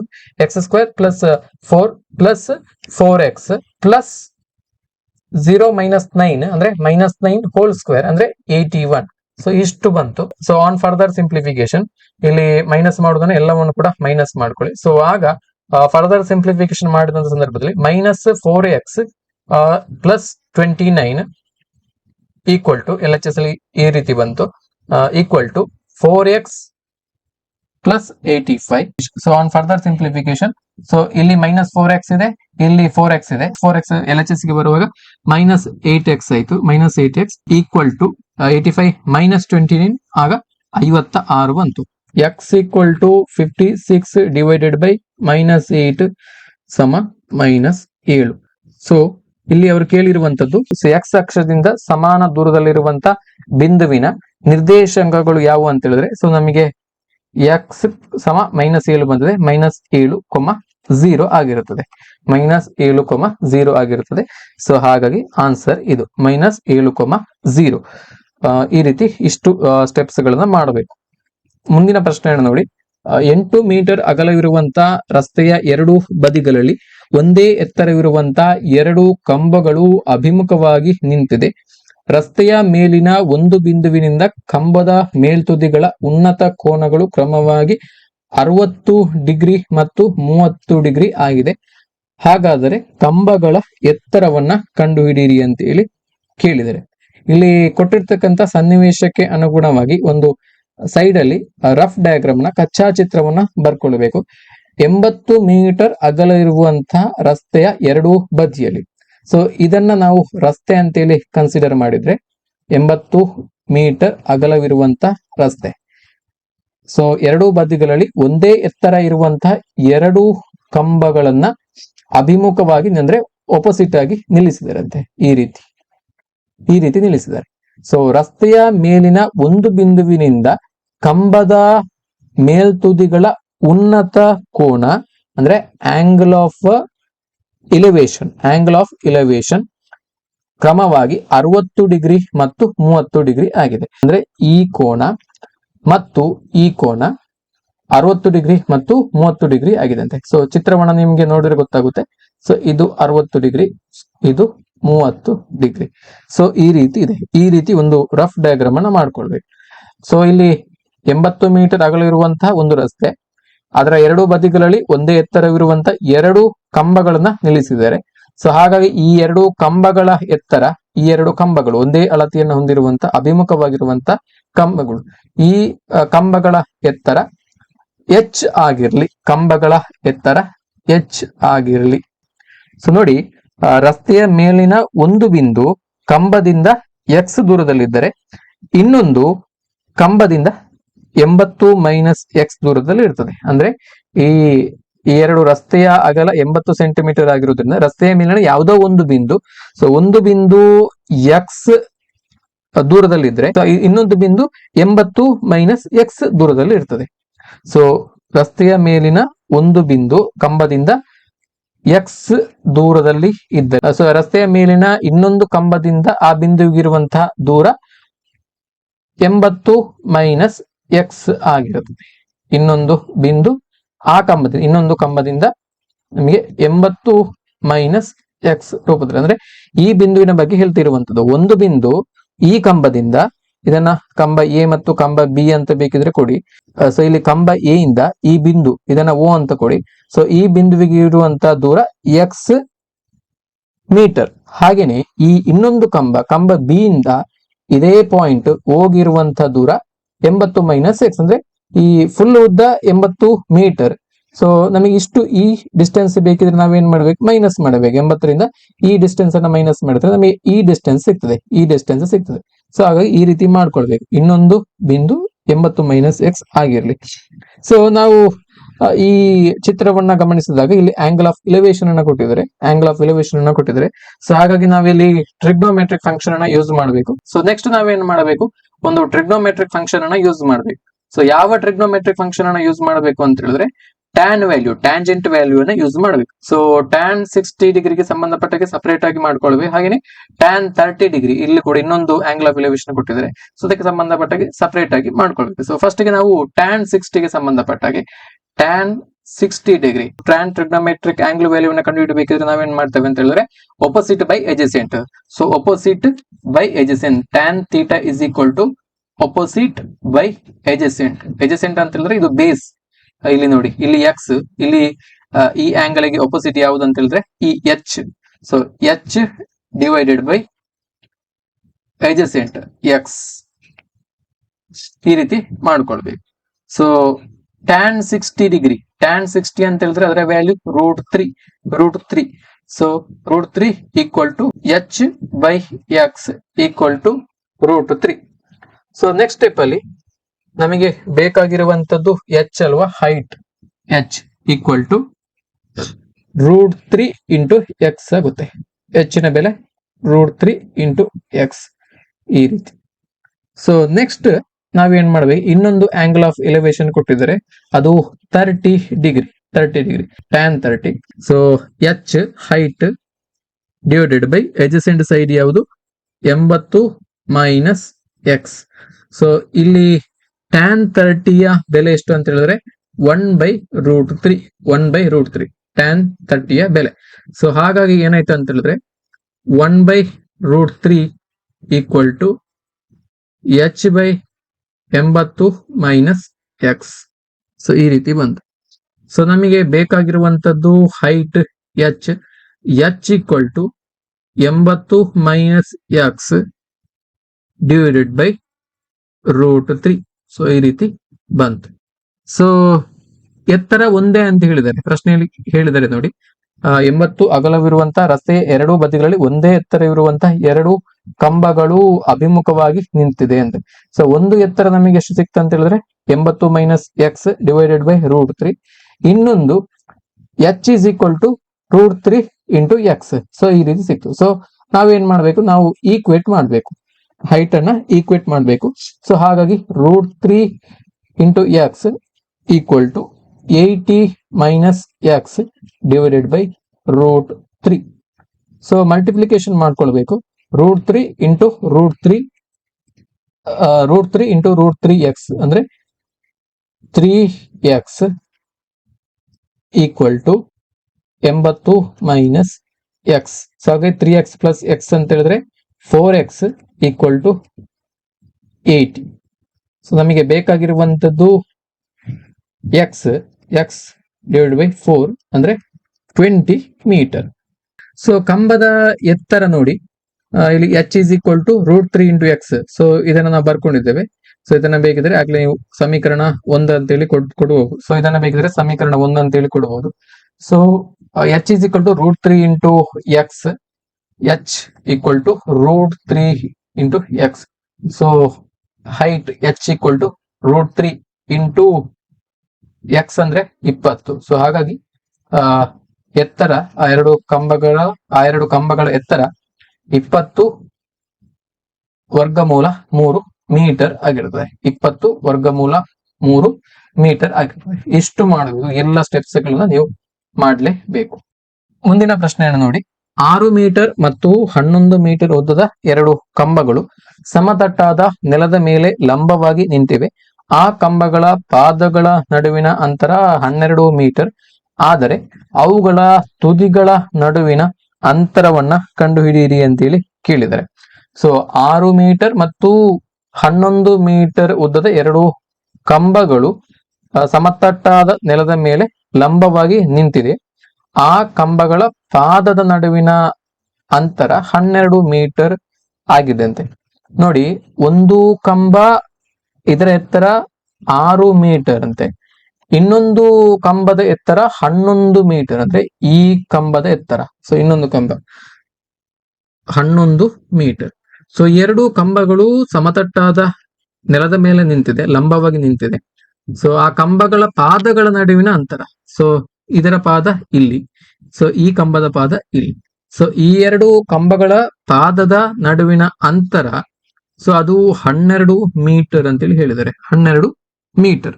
ಸೊ ಹಾಗಿದ್ರೆ ನಾವು ಏನ್ ಕಂಡುಹಿಡಬೇಕು ಅಂತ ಹೇಳಿದ್ರೆ ಅವುಗಳ ತುದಿಗಳ ನಡುವಿನ ಅಂತರವನ್ನ ಕಂಡುಹಿಡಬೇಕು. ಸೊ ಒಂದು ಕಂಬ ಇದು, ಇನ್ನೊಂದು ಕಂಬ ಇದು. ಸೊ ಎಲ್ಲ ಡಾಟಾವನ್ನ ಕೊಟ್ಟಿದ್ದಾರೆ. ಒಂದು ಕಂಬದ ಅಳತೆ ಎತ್ತರ 6 ಮೀಟರ್, ಇನ್ನೊಂದು ಕಂಬದ ಎತ್ತರ 11 ಮೀಟರ್. ಸೊ ಅವುಗಳ ಪಾದಗಳ ನಡುವಿನ ಅಂತರ 12 ಮೀಟರ್. ಸೊ ನಾವು ಈ ಎರಡು ಕಂಬಗಳ ತುದಿಗಳ ನಡುವಿನ ಅಂತರವನ್ನ ಕಂಡು ಹಿಡಿಬೇಕು. Distance between the tips of these two poles. So ಹಾಗಾಗಿ ಇದನ್ನ ಡಿ ಅಂತೇಳಿ ಕೊಡಿ. ಸೊ ಇಲ್ಲಿ ನೋಡಿ, ಈ ಡಯಾಗ್ರಾಮ್ ಅನ್ನ ನೋಡಿ, ರಫ್ ಡಯಾಗ್ರಾಮ್ ಅನ್ನ ನೀವು ಮಾಡ್ಕೊಳ್ಬೇಕು, ಕಚ್ಚಾ ಚಿತ್ರವನ್ನ ರಚನೆ ಮಾಡಿಕೊಳ್ಬೇಕು. ಸೊ ಈ ಕಂಬದ ಎತ್ತರ 11 ಮೀಟರ್. ಸೊ ಈ ಕಂಬದ ಅಳತೆ ಅಂದ್ರೆ ಇಷ್ಟು, ಇಲ್ಲಿಂದ ಇಲ್ಲಿ ತನಕ ಇದೇ ಕಂಬ ಅಲ್ವಾ. ಸೊ ಇದೊಂದು ಆಯತದ ರಚನೆಯಾಗಿ ಕಾಣ್ತದೆ, ಆಯತದ ರಚನೆ. ಸೊ ಇಲ್ಲಿಂದ ಇಲ್ಲಿಗಿರುವಂತ ಎತ್ತರ 6 ಮೀಟರ್, ಸೇಮ್ ಅಲ್ವಾ. ಅಭಿಮುಖ ಬಾಹು, ಆಯತದ ಅಭಿಮುಖ ಬಾಹುಗಳಿನ ಅಳತೆ ಯಾವತ್ತಿದ್ರು ಸೇಮ್, ಎರಡು ಆಯತದ. ಸೊ ಆಯತದ ಎರಡು ಅಭಿಮುಖ ಬಾಹುಗಳ ಅಳತೆ ಪರಸ್ಪರ ಸಮ. ಸೊ ಇದು 6 ಮೀಟರ್ ಆದ್ರೆ, ಸೊ ಇಲ್ಲಿ ಈ ಇಡೀ ಕಂಬದ ಎತ್ತರ 11 ಮೀಟರ್. ಹಾಗಾಗಿ ಈ ಡಿಸ್ಟೆನ್ಸ್, ಸೊ ಇಲ್ಲಿಂದ ಇಲ್ಲಿಗಿರುವಂತಹ ಡಿಸ್ಟೆನ್ಸ್ ಎಷ್ಟು ಅಂತ ಹೇಳಿದ್ರೆ, ಸೊ ಇದು 5 ಮೀಟರ್. ಸೊ ನೆಕ್ಸ್ಟ್ ನಾವೇನು ಕಂಡುಹಿಡಬೇಕು, ನಾವು ಈ ಡಿಸ್ಟೆನ್ಸ್ ಅನ್ನ, ಕಂಬಗಳ ತುದಿಗಳ ನಡುವಿನ ಅಂತರ. ಸೊ ಇದು 12 ಆದ್ರೆ, ಸೊ ಈ ಅಂತರ, ಪಾದಗಳ ನಡುವಿನ ಅಂತರ ಇದು 12 ಆದ್ರೆ, ಸೊ ಇಲ್ಲಿ ನಾವು ಕಾಲ್ಪನಿಕ ರೇಖೆಯನ್ನ, ನಾವು ಇಮ್ಯಾಜಿನರಿ ಲೈನ್ ಅನ್ನ ಹೇಳ್ಕೊಳ್ಬೇಕು. ಸೊ ಇದು ಕೂಡ 12 ಮೀಟರ್. ಈ ರೀತಿ ರಫ್ ಡಯಾಗ್ರಾಮ್ ಅನ್ನ ಮಾಡ್ಕೊಳ್ಬೇಕು. ಸೊ ನಮಗೆ ನೋಡಿ, ಸೊ ಇದನ್ನ ಗಮನಿಸಿದಾಗ ಇದು ಕೂಡ ಒಂದು ಲಂಬಕೋನ ತ್ರಿಭುಜದ ರೀತಿಯಲ್ಲಿ ಕಾಣ್ತದೆ. ಲಂಬಕೋನ ತ್ರಿಭುಜವೇ, ಆಯತದಲ್ಲಿ ರಚನೆಯಾಗಿರುವಂತದ ಒಂದು ಲಂಬಕೋನ ತ್ರಿಭುಜ. ಸೊ ಲಂಬಕೋನ ತ್ರಿಭುಜ ಅಂತೇಳಿ ಬಂದಾಗ ಪ್ರಿವಿಯಸ್ ಪ್ರಾಬ್ಲಮ್ ಅಲ್ಲಿ ಮಾಡಿದಾಗೆ ಪೈಥಾಗೋರಸ್ ಪ್ರಮೇಯವನ್ನು ಅಪ್ಲೈ ಮಾಡಬೇಕು. ಸೊ ಈ ಆಂಗಲ್, ಈ ಕೋನ 90 ಡಿಗ್ರಿ.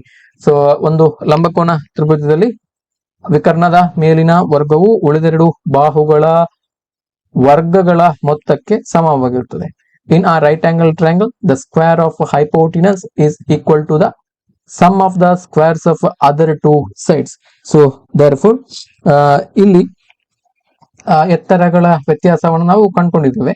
11 ಮೈನಸ್ 6 ಅಂದ್ರೆ 5 ಮೀಟರ್. ಇದನ್ನೇ ಇಲ್ಲಿ ನಾವು ಡಯಾಗ್ರಾಮ್ ಹತ್ರ ಮಾಡ್ಕೊಂಡದ್ದು. ಸೊ ನಾವೀಗ ಏನ್ ಮಾಡಬೇಕು, ಸೊ ಇಲ್ಲಿ ವಿಕರ್ಣ ಅಂತ ಹೇಳಿದ್ರೆ ಅತ್ಯಂತ ದೊಡ್ಡ ಬಾಹು, ಅಂದ್ರೆ ಈ distance d square equal to, ಅಂದ್ರೆ ಇದು 12 ಸ್ಕ್ವೇರ್ ಪ್ಲಸ್ 5 ಸ್ಕ್ವೇರ್.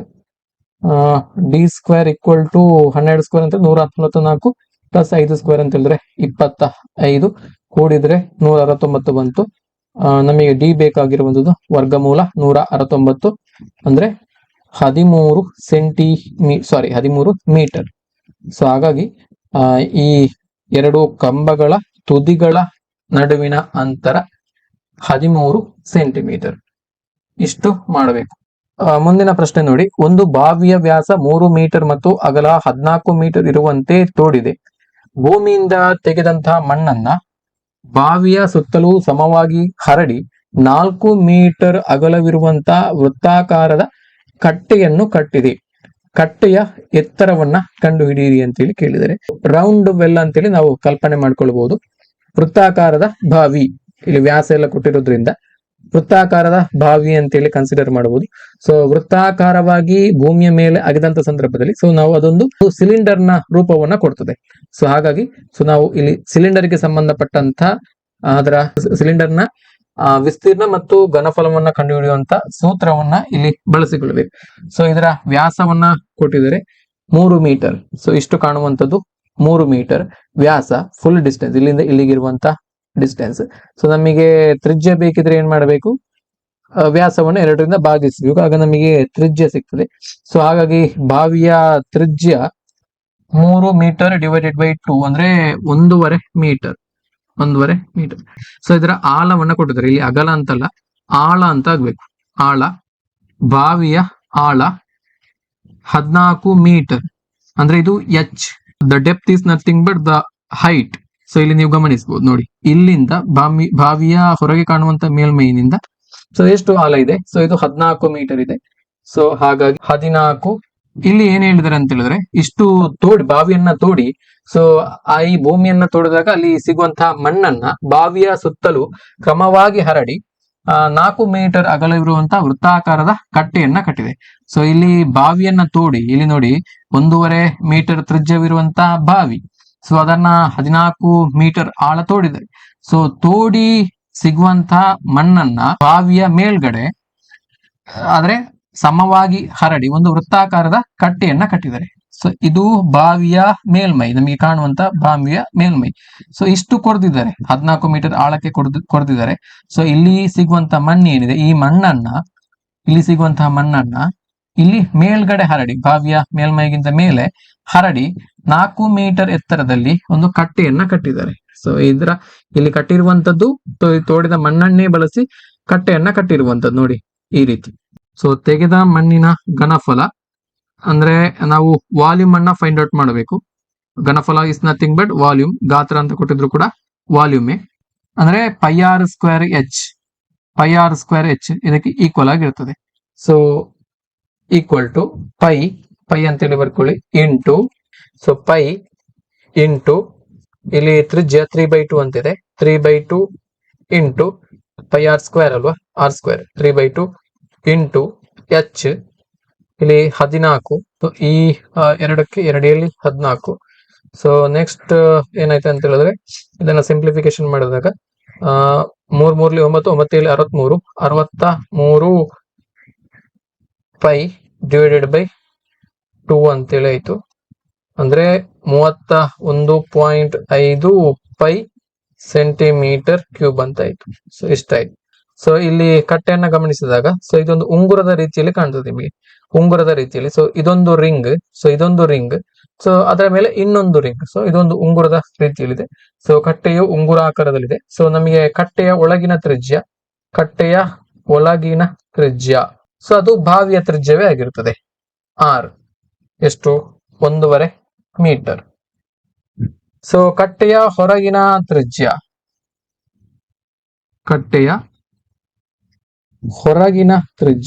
ಅದು ಬೇಕಿದ್ರೆ ನೋಡಿ, ಇಲ್ಲಿ ನೋಡಿ. ಸೊ ಈ ತ್ರಿಜ್ಯ 1.5 ಸೆಂಟಿಮೀಟರ್. ಸೊ ಕಟ್ಟೆಯ ಹೊರಗಿನ ತ್ರಿಜ್ಯ, ಸೊ ಇಲ್ಲಿಂದ ಇಲ್ಲಿಗೆ 4 ಸೆಂಟಿಮೀಟರ್. ಸೊ ಹಾಗೇನೆ ಈ ಸೈಡ್ ಅಲ್ಲಿ ಇಲ್ಲಿಂದ ಇಲ್ಲಿಗೆ 4 ಸೆಂಟಿಮೀಟರ್. ಹಾಗಾಗಿ ನಾವು ಕಟ್ಟೆಯ ಒಳಗಿನ ಮತ್ತು ಹೊರಗಿನ ತ್ರಿಜ್ಯ ನಾವು ಆಡ್ ಮಾಡಿದ್ರೆ ನಮಗೆ ಈ ಕಟ್ಟೆಯ ಓವರ್ ಆಲ್ ತ್ರಿಜ್ಯ ನಮಗೆ ಸಿಗ್ತದೆ. ಸೊ ಹಾಗಾಗಿ ನಾವು ಏನ್ ಮಾಡ್ತೇವೆ ಅಂತ ಹೇಳಿದ್ರೆ, ಇಲ್ಲಿ 2 ತ್ರಿಜ್ಯಗಳನ್ನ ಕೂಡಿಸ್ತೇವೆ. ಸೊ ಅಂದ್ರೆ ಇಲ್ಲಿ 1.5 ಪ್ಲಸ್ 4 ಅಂದ್ರೆ 5.5 ಮೀಟರ್. ಇದು ಕಟ್ಟೆಯ ಹೊರಗಿನ ತ್ರಿಜ್ಯ ಸಿಕ್ತು. ಸೊ ಆಗ ನೆಕ್ಸ್ಟ್ ಕಟ್ಟೆಯ ತಳದ ವಿಸ್ತೀರ್ಣ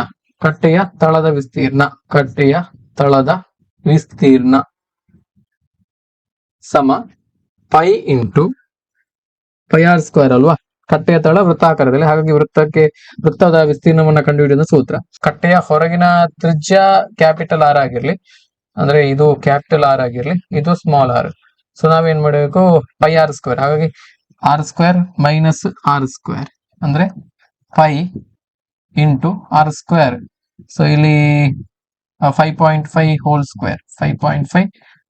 square minus r² 1.5 hole square. So ಇಷ್ಟು ಮಾಡಬೇಕು. ಸೊ ಇದನ್ನ ಮಾಡಿದಾಗ ನಮಗೆ ಎಷ್ಟು ಬರುತ್ತೆ ಅಂತ ಹೇಳಿದ್ರೆ, ಇದನ್ನ ಮಾಡಿ ಕ್ಯಾಲ್ಕುಲೇಷನ್ ಮಾಡಿ 20 ಇಂಟು ಪೈ ಸಿಗ್ತದೆ, 20 ಇಂಟು ಪೈ ಸೆಂಟಿಮೀಟರ್ ಸ್ಕ್ವೇರ್ ಅಂತೇಳಿ ಸಿಗ್ತದೆ.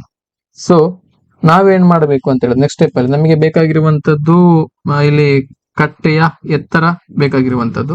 ಈ ಕಟ್ಟೆಯನ್ನ ಕಟ್ಟಿರುವಂತದ್ದು ಬಾವಿಯನ್ನ ಅಗೆದು ಅಲ್ಲಿ ಸಿಕ್ಕಿದಂತಹ ಮಣ್ಣಿನಿಂದ ಅದೇ ಮಣ್ಣನ್ನ ಸಮವಾಗಿ ಹರಡಿ ಈ ಕಟ್ಟೆಯನ್ನ ಕಟ್ಟಿರುವಂತದ್ದು. ಅಂದ್ರೆ ಈ ಮಣ್ಣಿನ ಘನಫಲಕ್ಕೆ ಸಮ, ಮಣ್ಣಿನ ಘನಫಲಕ್ಕೆ ಸಮ. ಸೊ ನಾವೇನ್ ಮಾಡಬೇಕು, ಸಿಲಿಂಡರ್ ನ ವಿಸ್ತೀರ್ಣ v is equal to pi r square h. V is equal to pi r square h ಅಂದ್ರೆ ಪಾದದ ವಿಸ್ತೀರ್ಣ ಗುಣಿಸು ಎತ್ತರ ಅಂತೇಳಿ. ಪಾದದ ವಿಸ್ತೀರ್ಣ ಅಂತ ಹೇಳಿದ್ರೆ ಅದು ಸಿಲಿಂಡರ್ ನ ಪಾದ ಯಾವಾಗ್ಲೂ ವೃತ್ತ ಆಗಿರ್ತದೆ, ಸರ್ಕಲ್ ಆಗಿರ್ತದೆ. ಹಾಗಾಗಿ ನಾವು ಪೈ ಆರ್ ಸ್ಕ್ವೇರ್ ಎಚ್ ಅಂತೇಳಿ ಮಾಡುವಂಥದ್ದು.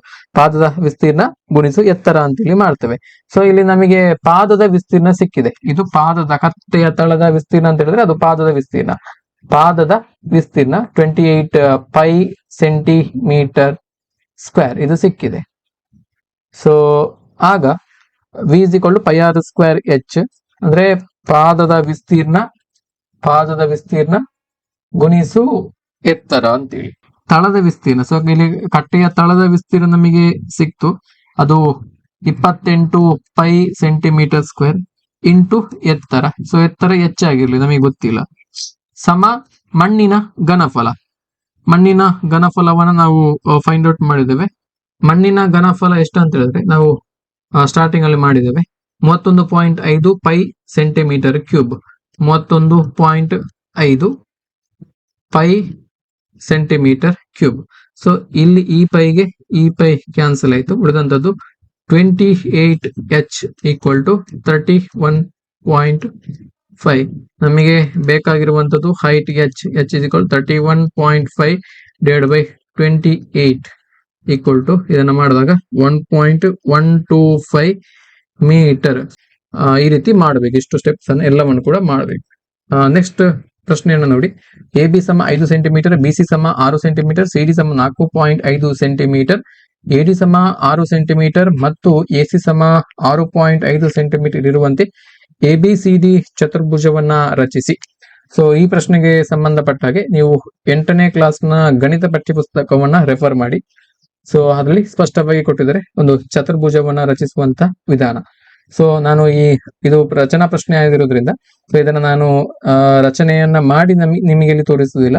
ಇಲ್ಲಿ ಎಲ್ಲ ರಚನಾ ಹಂತಗಳನ್ನ ಕೊಟ್ಟಿದ್ದೇನೆ, ಎಲ್ಲವನ್ನು ಕೂಡ ಸ್ಟೆಪ್ ವೈಸ್ ಮಾಡಿ, ತುಂಬಾ ಈಸಿ ಇದೆ.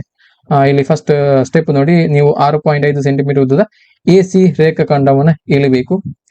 ಆನಂತರ ಎ ಯನ್ನ ಕೇಂದ್ರವಾಗಿಟ್ಟುಕೊಂಡು 5 ಸೆಂಟಿಮೀಟರ್ ತ್ರಿಜ್ಯದಿಂದ ಒಂದು ಕಂಸವನ್ನು ಎಳಿಬೇಕು. ಸಿ ಯನ್ನ ಕೇಂದ್ರವಾಗಿಟ್ಟುಕೊಂಡು 6 ಸೆಂಟಿಮೀಟರ್ ತ್ರಿಜ್ಯದಿಂದ ಆ ಕಂಸವನ್ನ ಕತ್ತರಿಸುವಂತೆ ಮತ್ತೊಂದು ಕಂಸವನ್ನ ಎಳಿಬೇಕು. ಸೊ 2 ಛೇದಕಗಳು ಛೇದಿಸುವಂತಹ ಬಿಂದು ಬಿ ಅಂತೇಳಿ ಹೆಸರಿಸಬೇಕು. ಸೊ ಆನಂತರ ಎ ಬಿ ಮತ್ತು ಸಿ ಬಿ ಬಿಂದುವನ್ನ ಸೇರಿಸಬೇಕು. ಆನಂತರ ಎ ಯನ್ನ ಕೇಂದ್ರವಾಗಿಟ್ಟುಕೊಂಡು 6 ಸೆಂಟಿಮೀಟರ್ ತ್ರಿಜ್ಯದಿಂದ ಎ ಸಿಯ ಇನ್ನೊಂದು ಬದಿಯಲ್ಲಿ ಕಂಸವನ್ನ ಎಳಬೇಕು. ಸೊ ಆನಂತರ ಸಿ ಯನ್ನ ಕೇಂದ್ರವಾಗಿಟ್ಟುಕೊಂಡು 4.5 ಸೆಂಟಿಮೀಟರ್ ತ್ರಿಜ್ಯದಿಂದ ಅದನ್ನ ಕತ್ತರಿಸುವಂತೆ ಇನ್ನೊಂದು ಕಂಸವನ್ನ ಎಳೆಯಬೇಕು. ಸೊ ಆ 2 ಕಂಸಗಳು ಪರಸ್ಪರ ಸಂಧಿಸುವಂತಹ ಜಾಗವನ್ನ ಛೇದಿಸುವಂತಹ ಬಿಂದು ಡಿ ಅಂತೇಳಿ ಹೆಸರಿಸಬೇಕು. ಆನಂತರ ಎ ಡಿ ಮತ್ತು ಸಿ ಡಿ ಯನ್ನ ಸೇರಿಸಬೇಕು. ಸೊ ಈ ರೀತಿ ಮಾಡ್ತಾರೆ ನಮಗೆ ಬೇಕಾಗಿರೋ ಒಂದು ಚತುರ್ಭುಜ ಎ ಬಿ ಸಿ ಡಿ ಚತುರ್ಭುಜ ಸಿಗ್ತದೆ. ಈ ರೀತಿ ಮಾಡಬೇಕು. ಇದನ್ನ ಎಲ್ಲ ರಚನಾ ಹಂತಗಳನ್ನ ಕೂಡ ನೋಡ್ಕೊಳ್ಳಿ. ಸೊ ನೆಕ್ಸ್ಟ್ ಮುಂದಿನ ಪ್ರಶ್ನೆಯನ್ನು ನೋಡಿ. ಈ ಕೆಳಗಿನ ಆವರ್ತನ ವಿತರಣಾ ಪಟ್ಟಿಯನ್ನು ಕಡಿಮೆ ವಿಧದ ವಿತರಣೆಯಾಗಿ ಪರಿವರ್ತಿಸಿ ಅದಕ್ಕೆ ಓಜೀವ್ ನಕ್ಷೆಯನ್ನ ರಚಿಸಿ ಅಂತೇಳಿ ಕೇಳಿದರೆ. ಮುಂದಿನ ಪ್ರಶ್ನೆ ನೋಡಿ. ಈ ಕೆಳಗಿನ ಆವರ್ತ ವಿತರಣಾ ಪಟ್ಟಿಯನ್ನ ಕಡಿಮೆ ವಿಧದ ವಿತರಣೆಯಾಗಿ ಪರಿವರ್ತಿಸಿ ಅದಕ್ಕೆ ಓಜೀವ್ ನಕ್ಷೆಯನ್ನ ರಚಿಸಿ. ಸೊ ಇದು ಲೆಸ್ ದ್ಯಾನ್ ಟೈಪ್ ಓಜೀವ್. ಸೊ ಇಲ್ಲಿ ನೋಡಿ ಅವರು ಆವರ್ತ ವಿತರಣಾ ಪಟ್ಟಿಯನ್ನ ಕೊಟ್ಟಿದ್ದಾರೆ, ವರ್ಗಾಂತರಗಳನ್ನ ಕೊಟ್ಟಿದ್ದಾರೆ, ಹಾಗೇನೆ ಆವೃತ್ತಿಯನ್ನ ಕೂಡ ಕೊಟ್ಟಿದ್ದಾರೆ. ಸೊ ನೀವು ಏನ್ ಮಾಡಬೇಕು ಅಂತ ಹೇಳಿದ್ರೆ, ಸೊ ಇಲ್ಲಿ ಕೇಳಿರುವಂತದ್ದು ಕಡಿಮೆ ವಿಧದ ವಿತರಣೆಯಾಗಿ ಪರಿವರ್ತಿಸಬೇಕು. ಇದಕ್ಕೆ ಸಂಬಂಧಪಟ್ಟ ನೀವು ಎಕ್ಸ್ಟ್ರಾ ಒಂದು ಟೇಬಲ್ ಅನ್ನು ಬರೀಬೇಕು. ಸೊ ಇಲ್ಲಿ ಇಂಟರ್ವಲ್, ವರ್ಗಾಂತರಗಳು, ಹಾಗೇನೆ ಇಲ್ಲಿ ಫ್ರೀಕ್ವೆನ್ಸಿ, ಲೆಸ್ ದ್ಯಾನ್ ಟೈಪ್ ಅಂತ ಹೇಳಿದ್ರೆ ನಾವು 20ಗಿಂತ ಕಡಿಮೆ, ಹಾಗೆ ಇದನ್ನೇ ಬರ್ಕೊಳ್ಳಿ. ಲೆಸ್ ದ್ಯಾನ್ 20, ಇಲ್ಲಿ ಲೆಸ್ ದ್ಯಾನ್ 40, ಹಾಗೇನೆ less than 60, less than 80, less than 100 ಇದನ್ನ ಬರ್ಕೊಳ್ಬೇಕು ನೋಡಿ. ನೆಕ್ಸ್ಟ್ ಕ್ಯುಮ್ಯುಲೇಟಿವ್ ಫ್ರೀಕ್ವೆನ್ಸಿ CF ಅನ್ನ ಮಾಡ್ಕೊಳ್ಬೇಕು. ಸೊ ಇಲ್ಲಿ 0 to 20 ಫಸ್ಟ್ ಇಂಟರ್ವಲ್ 8 ಇದೆ, 8 ಅನ್ನ ಬರ್ಕೊಳ್ಳಿ. ಆನಂತರ 20 to 40 ಇದರದ್ದು 12 ಇದೆ. 8 plus 12 ಮಾಡಿದ್ರೆ 20 ಬಂತು. ಆನಂತರ ಇಲ್ಲಿ 20 plus 16 ಮಾಡಿದ್ರೆ 36 ಬಂತು. ಆನಂತರ ನೆಕ್ಸ್ಟ್ 36 plus 10 ಮಾಡಿದ್ರೆ 46 ಬಂತು. ಆನಂತರ 46 plus 10 ಮಾಡಿದ್ರೆ ಇಲ್ಲಿ 10 ಇರುವಂತದ್ದು 56 ಬಂತು. 56 plus ಇಲ್ಲಿ 6 ಇರುವಂತದ್ದು ಹಾಗಾಗಿ 62 ಬಂತು. ಇಷ್ಟು ಮಾಡ್ಕೊಳ್ಳಿ. ಆನಂತರ ನೀವೇನ್ ಮಾಡ್ಬೇಕು, ಇಲ್ಲಿ ಫ್ರೀಕ್ವೆನ್ಸಿಯನ್ನ 8 plus 12 plus 16 plus 10 plus 10 plus 6 ಎಲ್ಲವನ್ನ ಕೂಡ ಕೂಡಿ, ಸೊ ಎಲ್ಲವನ್ನ ಕೂಡ ಕೂಡಿದಾಗ ನಿಮಗೆ ಇಲ್ಲಿ ಎಷ್ಟು ಬರ್ತದೆ ಅಂತ ಹೇಳಿದ್ರೆ n ಈಕ್ವಲ್ ಟು 62 ಬರ್ತದೆ. n ಇಸ್ ಈಕ್ವಲ್ ಟು 62 ಬರ್ತದೆ. 62 ಬರ್ತದೆ. ಸೊ ಇಲ್ಲಿ ಬರುವಂತಹ ವ್ಯಾಲ್ಯೂವೇ ಇಷ್ಟೇ ವ್ಯಾಲ್ಯೂ ಇಲ್ಲಿ ಕೂಡ ಬರಬೇಕು. ಈ ಲಾಸ್ಟ್ ಟರ್ಮ್ ಕೂಡ ಬರಬೇಕು. ಈ ಲಾಸ್ಟ್ ಟರ್ಮ್ ಕೂಡ ಇಷ್ಟೇ ಬರಬೇಕು. ಸೊ ಇದನ್ನ ನೋಡ್ಕೊಳ್ಬೇಕು. ಸೊ ಆ ನಂತರ ನೀವೇನ್ ಮಾಡಬೇಕು ಅಂತ ಹೇಳಿದ್ರೆ ಇದಕ್ಕೆ ಸಂಬಂಧಪಟ್ಟಾಗೆ ಒಂದು ಓಜಿವ್ ನಕ್ಷೆಯನ್ನ ರಚನೆ ಮಾಡ್ಕೊಳ್ಬೇಕು. ಎಕ್ಸ್ ಆಕ್ಸಿಸ್ ಅಲ್ಲಿ ಇಲ್ಲಿ ಲೆಸ್ ದೆನ್ ಟೈಪ್ ನಾವೇನು ತಗೊಂಡಿದ್ದೇವೆ 20, 40, 60, 80, 100, 170 ಅವರು ಕೊಟ್ಟಂತದ್ದು, ಅದು ಎಕ್ಸ್ ಆಕ್ಸಿಸ್ ಅಲ್ಲಿ ಲೆಸ್ ದೆನ್ ಟೈಪ್. ಸೊ ಹಾಗೇನೆ ಇಲ್ಲಿ ವೈ ಆಕ್ಸಿಸ್ ಅಲ್ಲಿ ಇಲ್ಲಿ ಕ್ಯುಮ್ಯುಲೇಟಿವ್ ಫ್ರೀಕ್ವೆನ್ಸಿ CF, ಸೊ ಅದನ್ನ ನೀವು ತಗೊಳ್ಬೇಕು. ವ್ಯಾಲ್ಯೂ ಯಾವ ತರ ಇದೆ ಅಂತ ಹೇಳಿದ್ರೆ ಇಲ್ಲಿ ಸೊ 20, 40, ಹಾಗಾಗಿ ನಾವು 20, 40, 60 ಆ ತರ ತೆಗೆದುಕೊಳ್ಬಹುದು. ಸೊ ಹಾಗಾಗಿ 0, 20, 20, 40, 60, 80, 100, 120. ಹಾಗೇನೆ ವೈ ಆಕ್ಸಿಸ್ ಅಲ್ಲಿ ಯಾವ್ದನ್ನ ತೆಗೆದುಕೊಳ್ಬೇಕು ಅಂತ ಹೇಳಿದ್ರೆ ವೈ ಆಕ್ಸಿಸ್ ಅಲ್ಲಿ ಇಲ್ಲಿ ಕ್ಯುಮ್ಯುಲೇಟಿವ್ ಫ್ರೀಕ್ವೆನ್ಸಿ 8, 20, 36 ಯಾವ್ದು ಬಂದಿದೆ ಅದನ್ನ ತೆಗೆದುಕೊಳ್ಬೇಕು. ಕ್ಯುಮ್ಯುಲೇಟಿವ್ ಫ್ರೀಕ್ವೆನ್ಸಿ ಅಂದ್ರೆ CF ಅನ್ನ ತೆಗೆದುಕೊಳ್ಬೇಕು ವೈ ಆಕ್ಸಿಸ್ ಅಲ್ಲಿ. ಸೊ ವೈ ಆಕ್ಸಿಸ್ ಅಲ್ಲಿ 10, 20, 30, 40, 50, 60, 70. ಸೊ ನೀವು ಇದಕ್ಕೆ ಸಂಬಂಧಪಟ್ಟಾಗೆ ಗ್ರಾಫ್ ಅನ್ನ ಮಾಡ್ತಾ ಹೋಗಿ 28, 40, 20, 60, 36, 80, 46 and 100, 56 and 120, 62 ಅಂತೇಳಿ. ಸೊ ಗ್ರಾಫ್ ಅಲ್ಲಿ ಮಾಡಿದಾಗ 20, 62 ಅಂತೇಳಿ ಇಲ್ಲಿ ಬರುತ್ತೆ. ಅಂಡ್ 40, 54, 40, 54 ಇಲ್ಲಿ ಬರುತ್ತೆ. ಹಾಗೇನೆ ನೆಕ್ಸ್ಟ್ 60, 42, 60, 42 ಅಂದ್ರೆ ಇಲ್ಲಿ ಬರ್ಬೋದು. ಸೊ ಹಾಗೇನೆ ನೆಕ್ಸ್ಟ್ 80, 26 and 100, 16, 126 ಈ ತರ ಬರ್ತದೆ. ಸೊ ಇಲ್ಲಿ ನೀವು ಈ ತರ ಓಜಿವ್ ನಕ್ಷೆಯನ್ನ ಅದನ್ನ ಸ್ಕೇಲ್ ಇಂದ ಎಳೆಯುವುದಲ್ಲ, ಓಜಿವ್ ನಕ್ಷೆಯನ್ನ ಪಾಯಿಂಟ್ ಗಳನ್ನ ಕರೆಕ್ಟ್ ಆಗಿ ಜೋಡಿಸಬೇಕು. ಸೊ ಈ ರೀತಿ ಓಜಿವ್ ನಕ್ಷೆಯನ್ನ ರಚನೆ ಮಾಡಬಹುದು. ಇದು ಓಜಿವ್ ನಕ್ಷೆ. ಇದು less than type. n is equal to 62 ಇಲ್ಲಿ. ಸೊ n/2 ಮಾಡಿ. n/2 ಅಂದ್ರೆ 62 ಡಿವೈಡೆಡ್ ಬೈ 2 ಅಂದ್ರೆ 31. ಸೊ ಇಲ್ಲಿ ಈ 31ಗೆ ಇಲ್ಲಿಂದ, ಸೊ ಈ 31 ಅನ್ನ ನೀವು ಇಲ್ಲಿ ಗುರುತು ಮಾಡಬೇಕು. ಸೊ ಈ 31 ಅನ್ನ ಇಲ್ಲಿ ಗುರುತು ಮಾಡಿ. ಸೊ ಈ ಬಿಂದು ಈ ಓಜಿವ್ ನಕ್ಷೆಯನ್ನ ಸ್ಪರ್ಶಿಸುವಂತ ಒಂದು ಬಿಂದುವನ್ನ ಗುರುತು ಮಾಡಿ ಇಲ್ಲಿಂದ ಈ ಎಕ್ಸ್ ಆಕ್ಸಿಸ್ಗೆ ಒಂದು ಗೆರೆಯನ್ನ ಎಳೆದು ಆ ನಂತರ ಈ ಬಿಂದುವಿನಿಂದ ಈ ಎಕ್ಸ್ ಆಕ್ಸಿಸ್ಗೆ ಇನ್ನೊಂದು ಗೆರೆಯನ್ನ ಎಳೆದಂತ ಸಂದರ್ಭದಲ್ಲಿ ನಾವು ಮಧ್ಯಾಂಕವನ್ನ ಫೈಂಡ್ ಔಟ್ ಮಾಡಬಹುದು. ಸೊ ಇದು ಇದರ ಮಧ್ಯಾಂಕ. ಈ ರೀತಿ ಮಧ್ಯಾಂಕವನ್ನ ಕೂಡ ಈ ಓಜಿವ್ ನಕ್ಷೆಗಳಿಂದ ಫೈಂಡ್ ಔಟ್ ಮಾಡಬಹುದು. ನಿಮಗೆ ಪರೀಕ್ಷೆಯಲ್ಲಿ ಪ್ರಶ್ನೆಗಳು ಬರಬಹುದು. ಮುಂದಿನ ಪ್ರಶ್ನೆ ನೋಡಿ. ಸೊ ಮುಂದಿನ ಪ್ರಶ್ನೆ 70ನೆಯ ಪ್ರಶ್ನೆ. ಹಾಗೆಯೇ ಇವತ್ತಿನ ಈ ವಿಡಿಯೋದ ಕೊನೆಯ ಪ್ರಶ್ನೆ. ನಕ್ಷೆಯ ಕ್ರಮದಿಂದ ಈ ಸಮೀಕರಣಗಳನ್ನ ಬಿಡಿಸಿ. 2 ಸಮೀಕರಣಗಳನ್ನ ಕೊಟ್ಟಿದೆ, ರೇಖಾತ್ಮಕ ಸಮೀಕರಣಗಳು.